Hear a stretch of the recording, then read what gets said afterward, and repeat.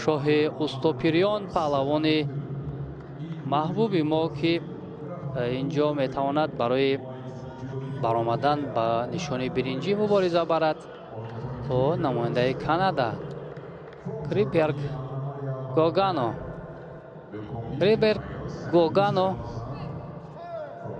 گوگان با جداگی سفید است و پهلوان ما باشد. کامرانشاه استوپیریان با جداگی کبود همکنون نیروسنجی را شروع کردند و میبینیم که کامرانشاه چگونه مقابل این پهلوان کانادایی رقابت میکند و از این مسابقات نتیجه ای را صاحب می شود. خوب،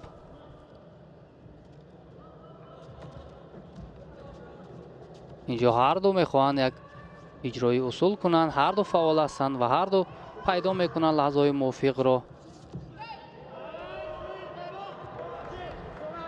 نماینده کانادا یک کم اینجا فعالی خود را نشان داد و با کامرانشاه اینجا شیدا داده شد به خاطر همونه که از حمله رقیب خود را کنار گرفت و نگذاشت که حریف اجرای اصول کند و اینجا شیدا داده شد به پهلوانی ما. خوب، این پرتافت چی بها گذاری شد و زر دوستانی عزیز همکنون گاگنون پیشصف شد با یک وزری و اونجا کامرانشاه باید فعالتر باشد و این امتیازی از دست داده را باید جبران کند.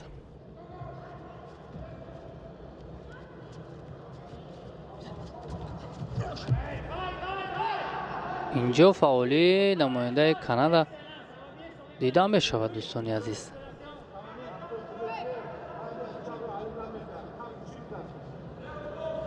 برادرش اونجا با کامرانشاه توصیه می دهد تا چگونه جریان رقابت را بر ذمه خود بگیرد و البته که حریف او نیز معلوم است که چندان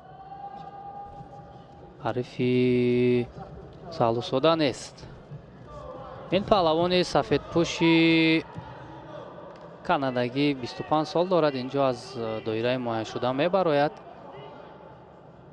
بله، همین گونه شد و داور به او آگاهی داد. 52 مرتبه همین رقیب کامرانشاه در مسابقه های مختلف در رشته جودو شرکت کرده است و اینجا میخواست یک عمل کرده را به انجام رساند، ولی اینجا کامرانشاه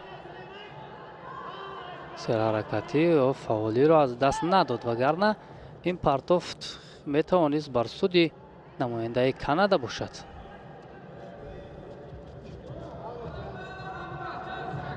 خب همانو هر دو کوشش میکنند، تلاش میکنند تا امتیاز را صاحب شوند.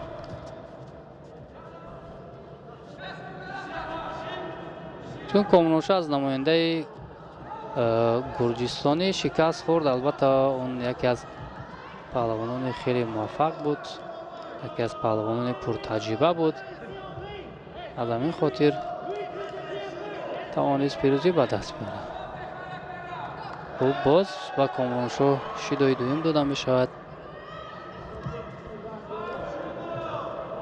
و همکنون از جهت شیدا کامرانشاه از رقیب خفا میماند. بار دیگر شروع میکنند هر دو.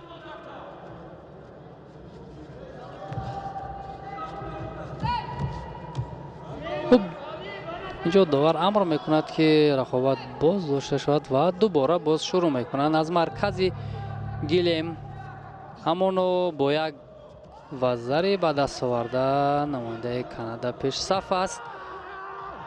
خوب، همین پرتافت اگر کمی با سرعت تر می بود پس می توانست بر سود کامرانشاه باشد و اینجا می توانست وزری بها گذاری شود.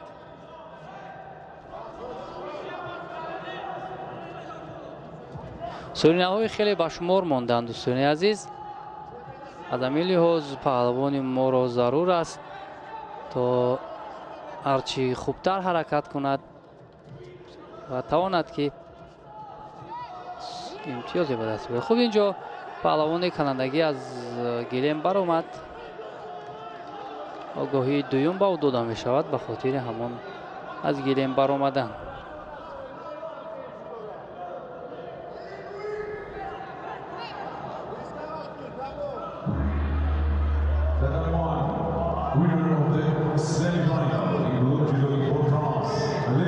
ҷо ҳаракат аз ҷониби ҳарду паҳлавон ҳаст. дӯстони азиз, бубинед, ҳарду кӯшиш мекунанд ки як амалкардеро ба анҷом расонанд ки бар суди онҳо бошад, вале ҳамон як вазари намояндаи Канадаро пешсаф кардааст ва инҷо Комроншо кӯшиш карда истодааст ки як партоферо иҷро кунад, вале мутаассифона вақт ба анҷом расид ва ин паҳлавони канадагӣ барои нишони биринҷӣ мубориза хоҳад буд ва Комроншо бошад аз идомаи рақобатҳо маҳрум шуд. хуб, дӯстони азиз, баъди ин рақобат мо мегузарем ба ҷое ки Темур Раҳимов